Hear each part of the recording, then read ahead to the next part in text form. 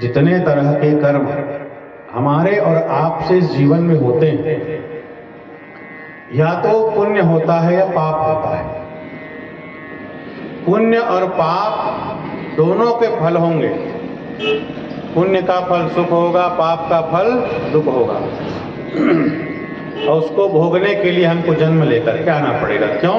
हमारा कर्म बचा है, फल बचा है, तो भोगने के लिए हमको ही आना पड़ेगा। तो कर्म ऐसा बीज है जिससे फल के रूप में भोग उत्पन्न होते हैं। उसको भोगने के लिए आते हैं और फिर कर्म करते हैं, कर्म के बंधन में पड़े रहते हैं। तो देवर्षि नारद जी ने सूत्र दिया कि कर्म के बंधन से कैसे छूट सकते हैं। कर्म करने की कला क्या है? एतत् संसूचितं ब्रह्मस् तापत्रय चिकित्सितं यदीश्वरे भगवती कर्म ब्रह्मणि भावितम। नारद जी कहते हैं कि हम जो कर्म करते हैं उस कर्म के फल को भगवान को अर्पण कर दीजिए।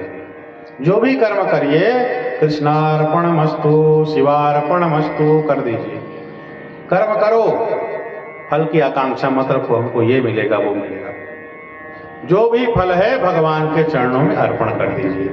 तो जो हम शास्त्र विहित कर्म करते हैं, अब जो भी कर्म कहे फल उत्पन्न नहीं होगा, कहे कोई चोरी करने लग जाए, कोई गलत काम करने लग जाए, शास्त्र विहित कर्म जो शास्त्र आज्ञा देते हैं ऐसे कर्मों को करें। और कर्म करते हुए उसके फल को भगवान के चरणों में जब वो अर्पण कर देता है तो उससे दोबारा कर्म से कोई फल उत्पन्न नहीं होता।